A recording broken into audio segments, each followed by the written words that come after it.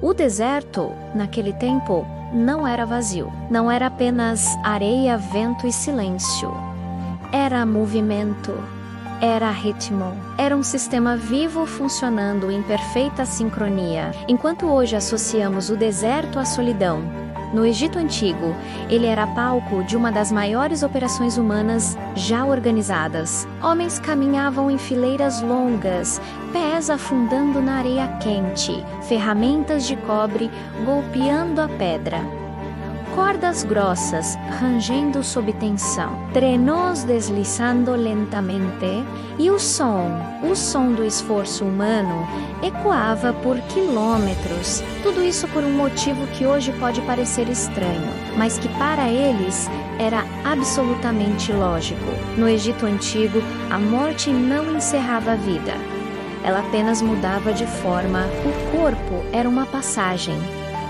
O verdadeiro destino começava depois do último suspiro, e para atravessar esse caminho era preciso um abrigo eterno. Foi assim que os faraós decidiram que não seriam enterrados. Eles seriam preservados, protegidos e lembrados, não por gerações, mas para sempre. Dessa obsessão nasceu algo que ainda hoje desafia a nossa compreensão. As pirâmides, não apenas símbolos religiosos, não apenas monumentos arquitetônicos, mas declarações absolutas de poder, fé e domínio sobre o tempo.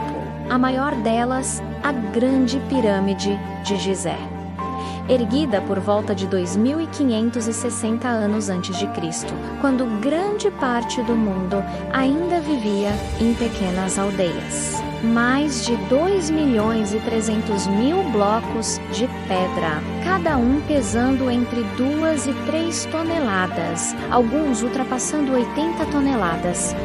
Pedras maiores do que ônibus modernos, empilhadas uma sobre a outra com uma precisão que ainda hoje impressiona engenheiros. Tudo isso feito há mais de 4.500 anos, sem aço, sem concreto armado, sem motores, sem guindastes hidráulicos, sem computadores, sem energia elétrica, apenas mãos humanas.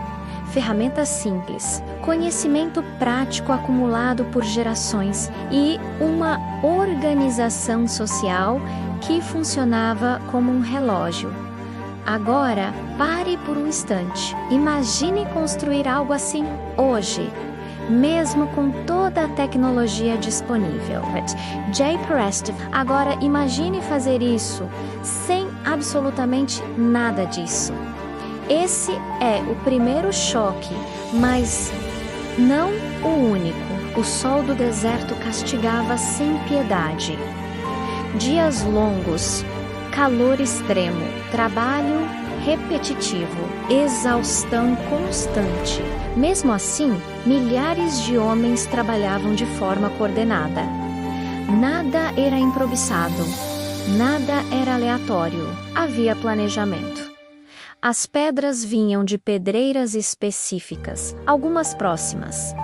Outras, como o granito das câmaras internas, vinham de Assuã a mais de 800 quilômetros de distância, sem caminhões, sem estradas asfaltadas. Elas viajavam pelo Rio Nilo em embarcações de madeira, aproveitando o ritmo natural das cheias. Ao chegar, eram colocadas sobre trenós de madeira, e aqui surge um detalhe impressionante. Pesquisas modernas mostram que os egípcios molhavam a areia à frente dos trenós. Isso reduzia drasticamente o atrito, permitindo que menos homens movessem cargas gigantescas. Não era força bruta, era inteligência aplicada, física. Antes mesmo da física existir como ciência, e então vinha o maior desafio: erguer pedras, como levantar toneladas cada vez mais alto. Rampas fronte rampas em zigue-zague, rampas em espiral, talvez até rampas internas, provavelmente uma combinação de tudo isso.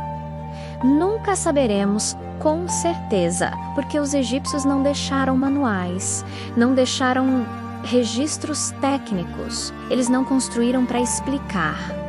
Construíram para provar que era possível. E ainda há a precisão. A Grande Pirâmide está alinhada aos pontos cardeais com um erro inferior a 0,05 grau. Um nível de exatidão que hoje exige instrumentos sofisticados. Os blocos se encaixam de forma tão perfeita que em muitos pontos não cabe sequer uma lâmina de faca entre eles. Tudo feito observando o sol, as estrelas, as sombras projetadas na areia, sem GPS, sem laser, sem satélites. A pirâmide não era apenas grande, ela era inteligente.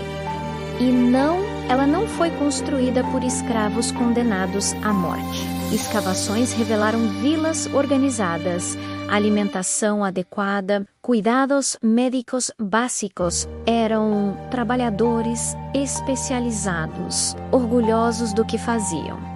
Construir a pirâmide era mais que um trabalho, era um dever espiritual, um serviço ao faraó e aos deuses. Décadas se passaram sem pressa, porque para eles o tempo não era um inimigo. Eles não pensavam em produtividade, pensavam em permanência. Quando ficou pronta, a pirâmide não era apenas um túmulo, era uma máquina simbólica. Um monumento feito para atravessar eras. E impérios surgiram, impérios caíram, guerras passaram, religiões mudaram, tecnologias nasceram e ela permaneceu. Agora traga essa obra para os dias de hoje. Se decidíssemos construir uma pirâmide agora, antes mesmo de tocar o solo, ela existiria em telas, modelos 3D hiperrealistas, simulações estruturais, testes de resistência, cálculos feitos por supercomputadores. Drones mapeariam cada centímetro do terreno. Sensores analisariam o solo em tempo real. Engenheiros acompanhariam tudo por tablets. Guindastes gigantes ergueriam blocos em minutos. Caminhões transportariam toneladas em poucas horas. Robôs auxiliariam nas tarefas mais perigosas. Concreto de altíssima resistência. Estruturas internas de aço, sistemas antissísmicos, monitoramento digital constante. Uma obra bilionária, governos envolvidos, empresas disputando contratos, cobertura midiática global. E ainda assim, provavelmente levaria anos. E existe um detalhe desconfortável. Mesmo com toda essa tecnologia, ela talvez não durasse tanto quanto as originais. Porque hoje construímos pensando em eficiência, em custo-benefício, em prazos, em manutenção futura. Nada hoje é feito para durar 4.500 anos. As pirâmides elas não foram feitas para funcionar, foram feitas para resistir. E resistiram. Talvez esse seja o verdadeiro choque. Não é que os antigos sabiam menos, é que pensavam diferente. Eles construíam como se o tempo fosse um inimigo. Nós construímos como se tudo fosse descartável. As pirâmides continuam lá, silenciosas, imóveis, observando uma humanidade que chegou à Lua. Mas raramente constrói algo pensando em durar para sempre. Mas a história da engenharia humana não termina na pedra. Em algum momento, o homem parou de olhar para a eternidade e começou a olhar para o céu. No início do século XX, os primeiros aviões de guerra surgiram. Na Primeira Guerra Mundial, eram frágeis, feitos de madeira e pano, voavam baixo, lentos, pilotados por homens que viam o inimigo nos próprios olhos. Na Segunda Guerra Mundial, tudo mudou. metal, velocidade, alcance, destruição em escala global. Bombardeiros cruzavam continentes, caças dominavam os céus, a guerra nunca mais seria a mesma. Hoje, aviões de guerra quase não precisam ser vistos, nem ouvidos, voam mais rápido que o som, são invisíveis aos radares, conectados a satélites sensores. Inteligência artificial. Alguns nem sequer levam pilotos. No próximo vídeo, vamos comparar os aviões de guerra da Primeira e da Segunda Guerra Mundial com as aeronaves militares da atualidade.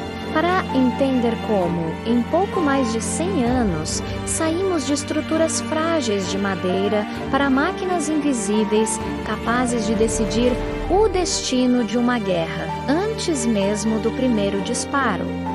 Por quê? Diferente das pirâmides, essas máquinas não foram feitas para durar milênios, foram feitas para dominar o agora, e isso diz muito sobre quem nos tornamos.